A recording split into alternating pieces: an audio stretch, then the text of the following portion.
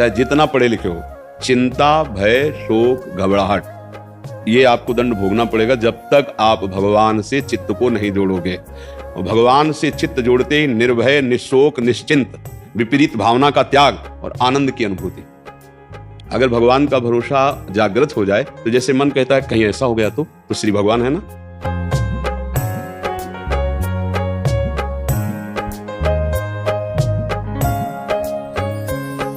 दो ब्राह्मण मथुरा के निमंत्रण दिया जाता है, ब्रजवासी ब्राह्मणों, आओ हमारे यहाँ। गए, उसने खूब चकाचक पवाया और 11-11 रुपया भेंट दी। अब एक प्रसन्न निकला और एक को उदासी छा गई। एक किसी तीसरे ने पूछा प्रसन्न वाले से, आप प्रसन्न क्यों हुए?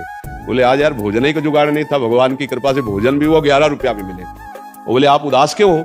बोले हम सोचा था जजमान 51 तो देगा, 11 दिया, 40 का घाटा हो गया। अब वो नकारात्मक सोच से दुखी है, वो सकारात्मक सोच से सुखी है। बोलो इनके दुख सुख का कारण क्या है? सोच ही तो है ना।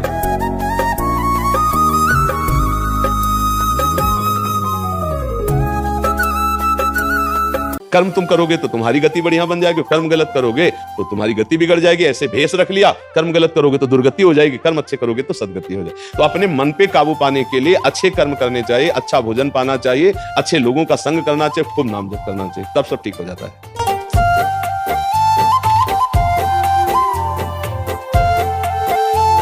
धर्मराज युधिष्ठिर अभिषेक हुआ, इंद्रप्रस्थ के सिंहासन पर चक्रवर्ती सम्राट पद पर बैठे।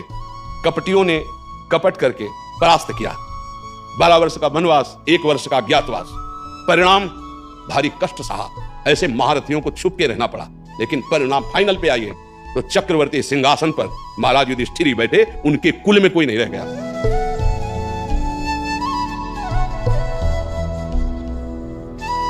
कई ऐसे गंदे बच्चे होते हैं जो अच्छे बच्चों को अपने विषय जाल में फंसा करके उनके जीवन को बर्बाद करते हैं। बकाया नकारात्मक सोच के लिए नाम जप बहुत जरूरी है, चाहे आप स्त्री हो, चाहे पुरुष हो, चाहे गृहस्थ हो, चाहे विरक्त हो। जब तक नाम जप नहीं करोगे, आचरण पवित्र नहीं रखोगे, तो वास्तविक सुख का अनुभव नहीं होगा।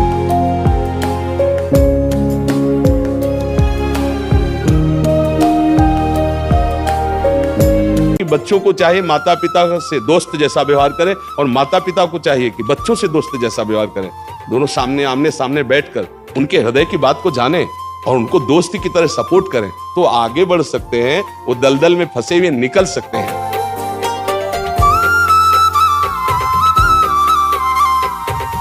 आपकी सोच अच्छी है तो आप थोड़ा कम पैसे वाले भी है ना, गरीब भी हैं, तो मस्त रहेंगे। सोच सही नहीं है तो चाहे आपके पास अरबों रुपया हो, आपका जीवन नरक जैसा रहेगा, क्योंकि आपकी सोच अशांति, कलह, नाना प्रकार की वासनाओं में, खेल में फंसाकर आपको नष्ट कर देगी। तो हमें लगता है कि बिना अध्यात्म के चिंता, भय, शोक इसका दूर होना बहुत कठिन है।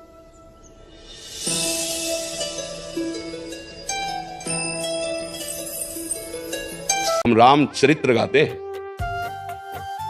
राम जी रघुवंश में प्रकट हुए और रावण उत्तम कुल कुलस्थ करनाती, ब्राह्मणत्व उत्तम कुल कुलस्थ करनाती, लेकिन चरित्रहीन हो गया तो राक्षस कहा गया।